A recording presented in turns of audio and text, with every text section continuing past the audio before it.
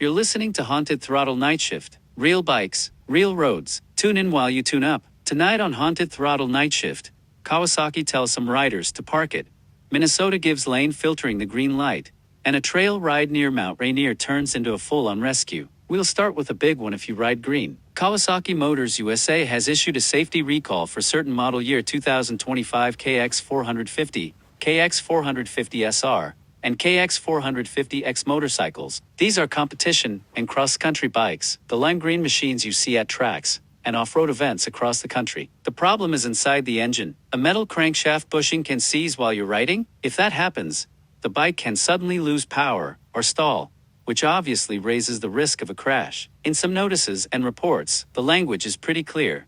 Don't ride the affected bikes until the recall work is done. Here's what this means in plain language if you own one. First, check your VIN against the recall notice or the Kawasaki Owner Center. If your bike is included, contact your dealer and schedule the recall service as soon as you can. The repair is free, parts, and labor, because this is a safety recall, not a normal wear and tear issue. Even if your bike feels fine, this is the kind of problem you don't gamble on. Engine power cutting out at the wrong moment on a jump face, at the end of a straight, or in a crowded practice session, is how a normal day at the track turns into a helicopter ride. If you're not sure how to check, there are a couple of simple steps. Look up Kawasaki recalls on the official side or on the NHTSA recall page, plug in your VIN, and if it shows an open safety recall, get that appointment booked, and don't ride the bike until it's done. A lot of us are used to ignoring minor service bulletins. This isn't one of those. If your main bike is on that list, this is your sign to give it a rest and maybe pull the old backup out of the corner until the fix is done.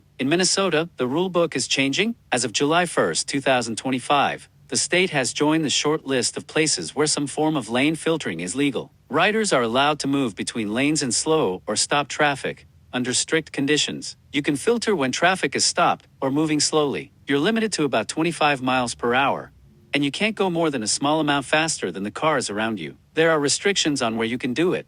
Think congested roads and ramps, not flying between lanes at freeway speeds. The idea behind laws like this isn't to let riders play hero in rush hour. It's about safety and survival. In places that already allow filtering, data suggests it can reduce rear-end collisions, one of the most common ways riders get hurt when they're stuck between cars. If you ride in Minnesota, a few takeaways: read the actual law, not just the headlines. Know the speed limits, the locations, and the conditions where filtering is allowed. Remember that car drivers may have no idea this is legal now. Some will be surprised.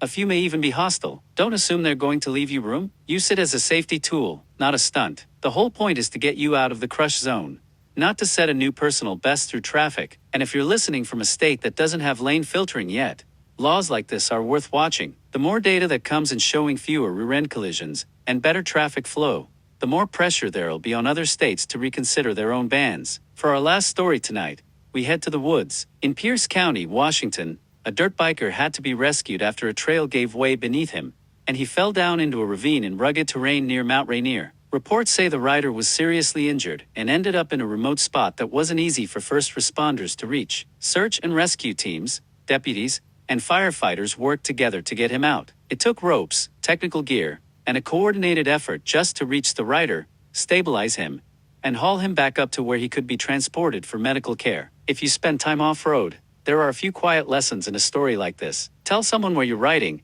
and when you plan to be back. Don't ride alone in sketchy or unfamiliar terrain if you can help it. Carry at least a charged phone, and if you ride truly remote areas, consider a GPS beacon or satellite communicator so rescuers have a chance of finding you. Trails change. Washouts, erosion, and hidden edges can turn a line you rode last season into a drop-off this season. Nobody heads out thinking they're going to be the one strapped into a litter and hauled up a cliff. But when it does happen, the only reason it becomes a rescue story, and not a recovery story, is because someone called it in, somebody else knew roughly where to look, and the rider wasn't completely invisible to the outside world. Credit where it's due.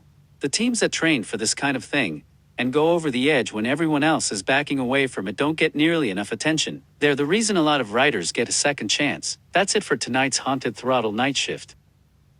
If you've got a bike that might be under the Kawasaki recall, check your VIN and make that call. If you're riding in Minnesota, learn the lane filtering rules before you try them. And wherever you ride, on road or off, think about the people who'd have to come find you if something goes wrong. You've been listening to Haunted Throttle Night Shift. Haunted Throttle, tune in while you tune up.